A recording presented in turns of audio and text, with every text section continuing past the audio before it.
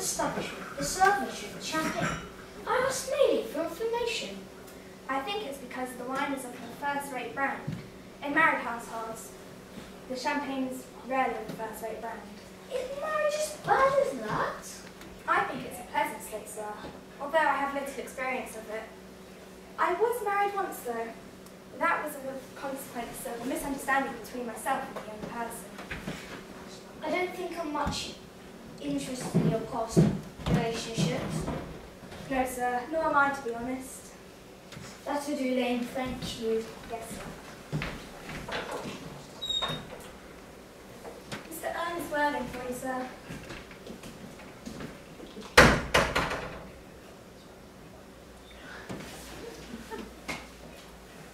How are you, Ernest? Eating as usual, I see. I don't think it's quite sociable to eat here at 5 o'clock.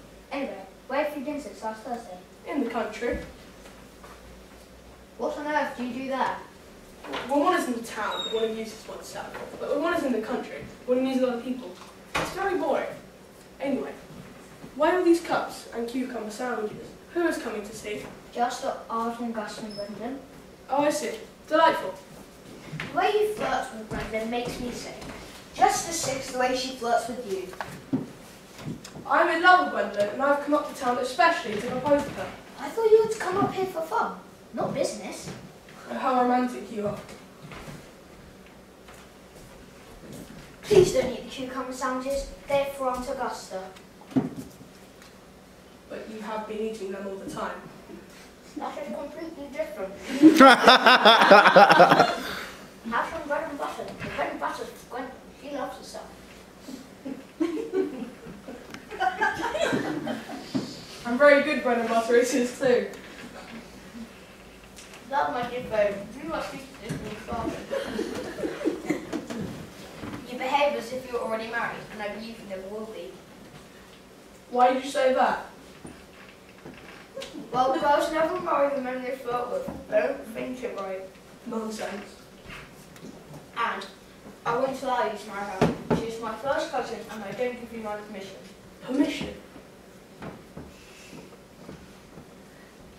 If you marry her, you'll have to clear up the Cicely situation. What situation? Lady, pass me the cigarette case Mr. Worthing left last time you dined here. Yes, sir. I didn't mean to say you've had it all this time. Yes, but this isn't your cigarette case. This is a present from someone named Cicely, and you said you don't know Cicely. Well, if you must know, Cicely happens to be my aunt. Your aunt? Yes, charming old lady. Now just give it back to me. So, why did your aunt call you her uncle? Well, my name is Jack. Well, my name is Ernest in the town and Jack in the country. The case is given to me in the country. I'm now sure you are Bunburyist. Why, what do you mean by that? I'll tell you while you tell me why you have two names. Well, it's obvious. The late Mr. Thomas Cardrew, who adopted me, made me guardian of his granddaughter, Miss Cicely Cardrew, who calls me uncle and lives at my place in the country, and under charge of Miss Prism. So I may avoid Miss Prism. I pretend I have a younger brother by the name of Ernest, who lives in Albany and gets into lots of trouble.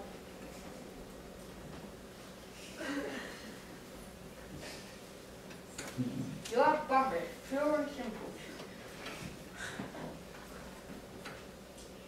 Maybe the worst I've ever met. Explain. You're my Bunbury. I've invented a friend who suffers from terrible illnesses, so I can go out to the country whenever I please. I wouldn't be able to go out with you tonight if it wasn't for Bunbury. I am not a Bunburyist. If Gwendolyn accepts my proposal, I shall kill my mother. I might even kill him if she says no. Cicely is a little too fond of him. And I suggest you do the same with Mr. Bumblebee or whatever his name is. Maybe Bracknell and his Fairfax.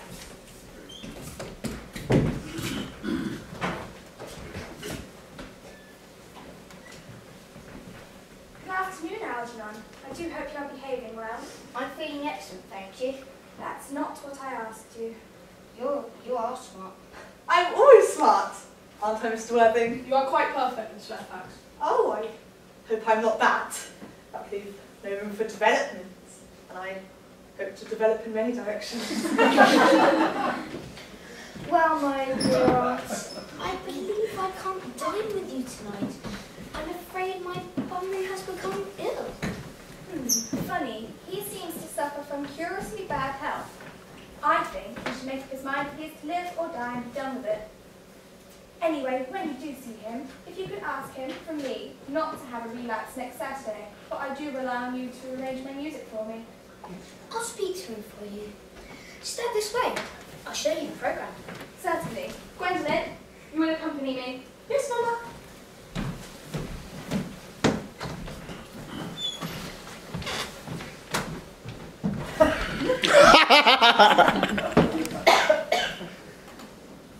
Lovely day.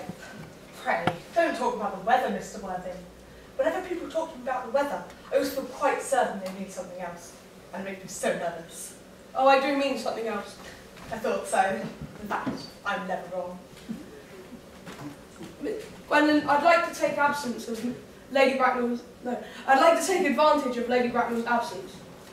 Please do. She always comes in at the wrong moment.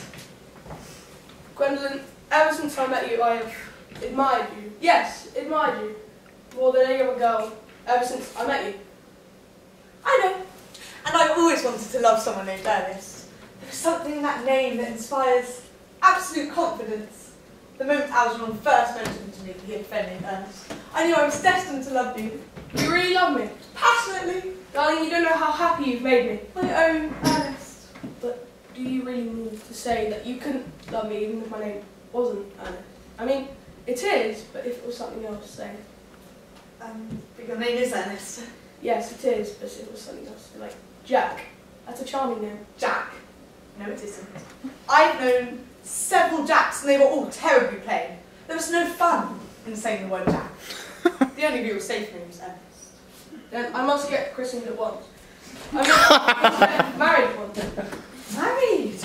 Mr. Worthing? Well, I love you and you don't feel different to me. I adore you, but you haven't proposed to me yet. You haven't even mentioned it. Shall I do it now? I think it'd be the perfect opportunity to save you some time. I'll tell you now that I'm going to say yes.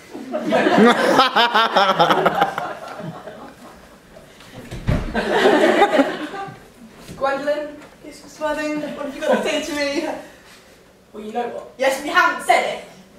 What do you know? Of course I will. You've taken your sweet time about it, but... Mr. Worthing! What on earth are you doing? Mama, Mr. Worthing has not quite finished yet. Finished what, may I ask? His engagement. I'm engaged to him. Get in the carriage at once! Yes, Mama. Mr. Worthing, sit. Thank you, but I prefer to Sit! Now then, you are not on my list of eligible young men suitable for my Gwendolyn. But I am, however, prepared to enter your name if you are at all suitable. Your age? 24. A very good age to be married at. I believe a married man should know either everything or nothing. Which do you know? I know nothing, Lady Bracknell. I'm pleased to hear it. About 7,000 to 8,000 a year. A stretch of land, of course. A country house. And about 15 acres, I believe. Now to the less important things. Are your parents living or dead? I've lost both my parents. To lose one parent is forgivable. To lose both is just careless. Who was your father? I'm afraid I don't know. I don't know even where I was born. I was found. Found? Yes, inside Victoria Station, the Brighton line.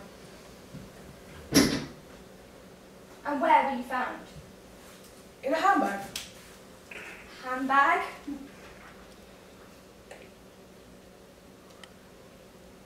Yes. The late Mr. Thomas Cardew, the late Mr. Thomas Cardew gave me the name Worthing because he had a first-class train ticket in his pocket with the name Worthing on it. It's a seaside resort. It's a seaside resort in Sussex, I believe. I would advise you to find some relations in the effort to produce a pet of either sex before the season is quite over. I don't know how I'm supposed to do that. I am not about to let my daughter marry a cloakroom. Good day, Mr. Worthing.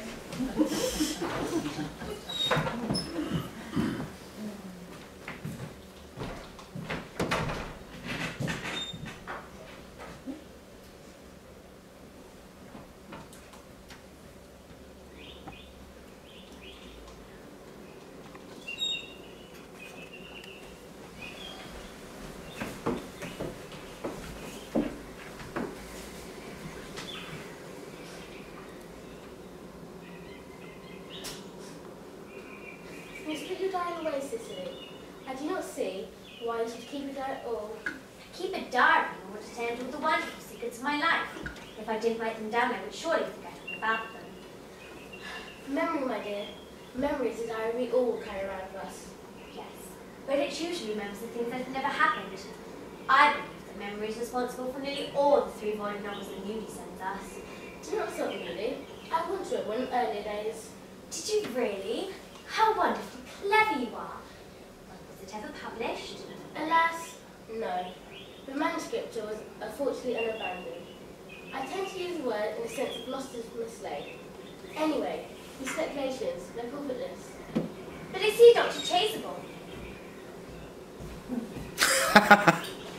And how are we this morning, Miss Prism? You are, I trust, well? Miss Prism has just been complaining of a slight headache. I think it would do us so much good to have a short stroll with you in the gardens. Cicely, I haven't mentioned anything about a headache. Yes, dear Miss Prism, I know that. I just thought that you had a headache. In fact, I was thinking about that. And not about my German lesson.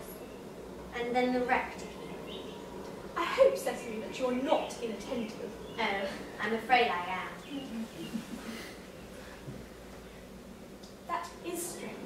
Were I fortunate enough to be Miss Prism's pupil, I would hang upon her lips. I spoke metaphorically. My metaphor was drawn from bees. Mr. Worthing is not from town yet, I suppose? No, we do not expect him until Monday afternoon.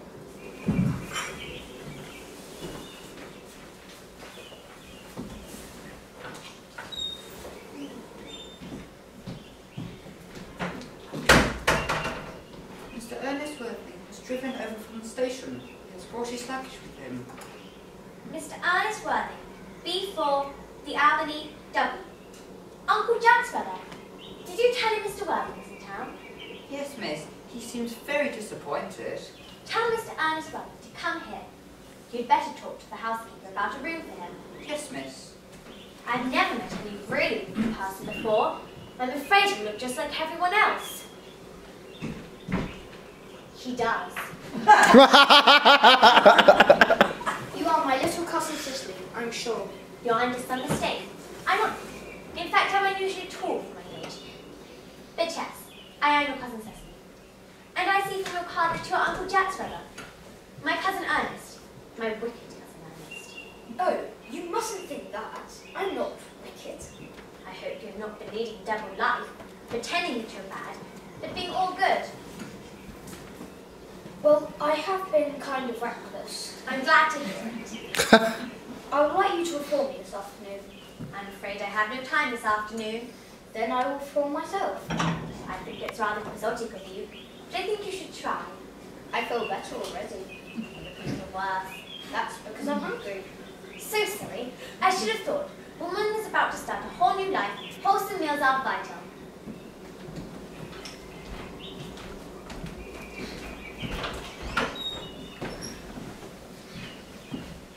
You're too alone, dear Dr. Chaseable. You should get married. Is a man not equally attractive when married? No, married men are never attracted to other women, only to their wives.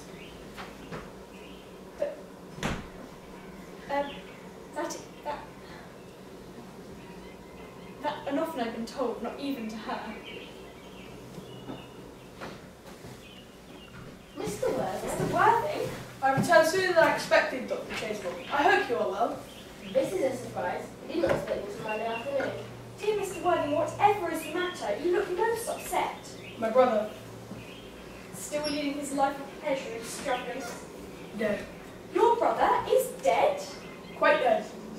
What a lesson for him. I trust you shall profit by it. Mr. Worthing, I offer you my sincere condolences. Poor Ernest. He has many faults, but it is a sad life. Very sad indeed. Were you with him at the end? No, he died abroad, in Paris.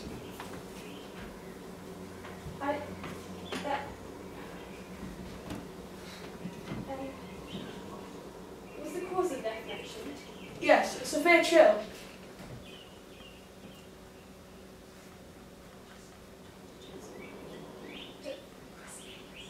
Do you by any chance perform christening? Well, of course he does. I should say that is one of the rector's main duties, not to report about the interested, understand? Mr. Worthing, is there any particular infant you're interested in?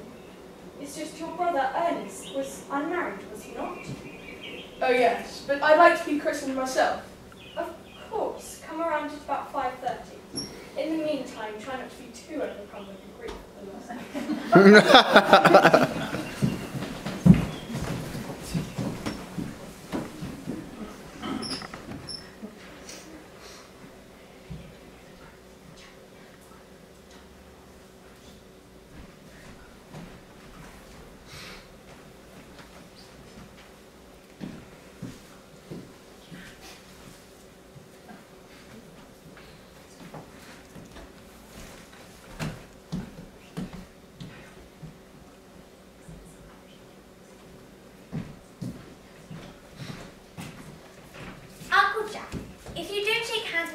I will never forgive you.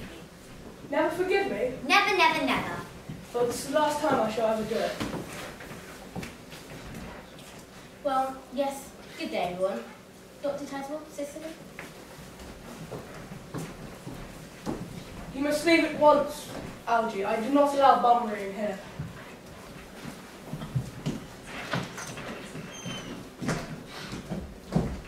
Put Mr. Ernest's things in the room next to your own.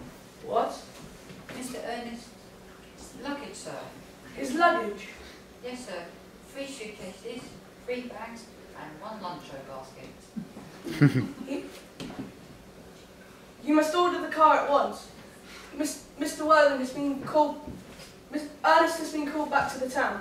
Yes, sir.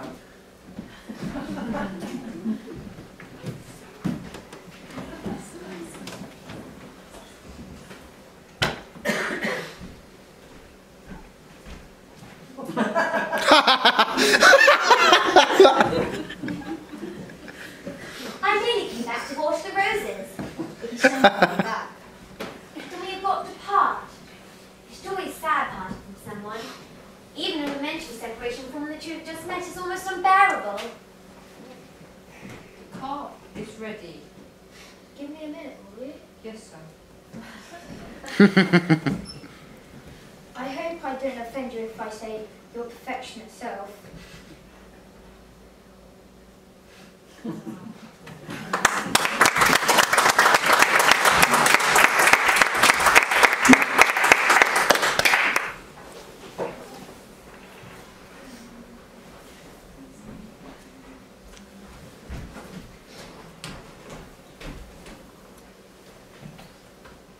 My darling Cecily, I think there must be some slight error. Mr. Ernest Worthing is engaged to me, and the proposal will appear in the Morning Post on Saturday at the latest.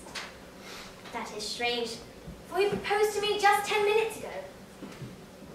That is strange. It seems that Mr. Ernest Worthing proposed to me yesterday afternoon at 5:30. My proof is just here.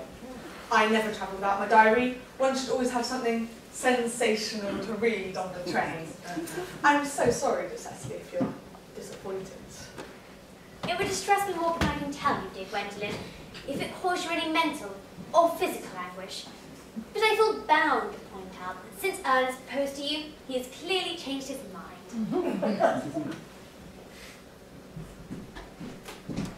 Shall I make the table as usual, miss? Yes, as usual.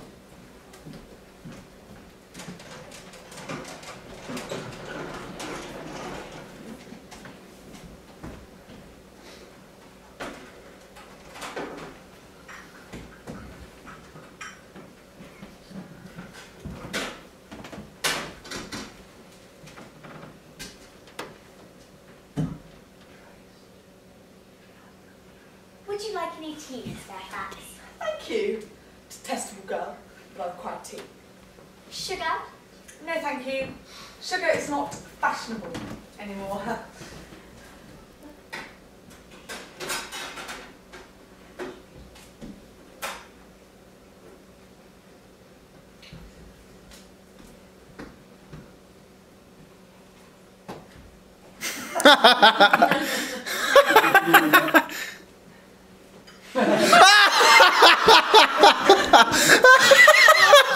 Bread and butter? Oh, bread and butter, please. Cake is rare rarely sings the best howls nowadays.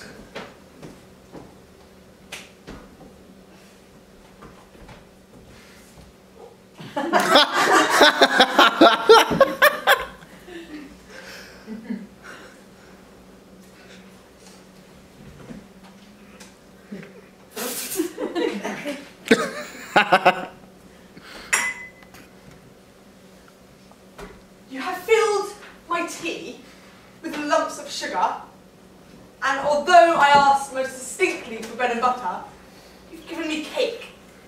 I am known for having the gentlest of natures, but Miss Cardew, you may go too far. To save my poor, innocent, trusting boy from the hands of any other woman, there are no lengths to which I will not go.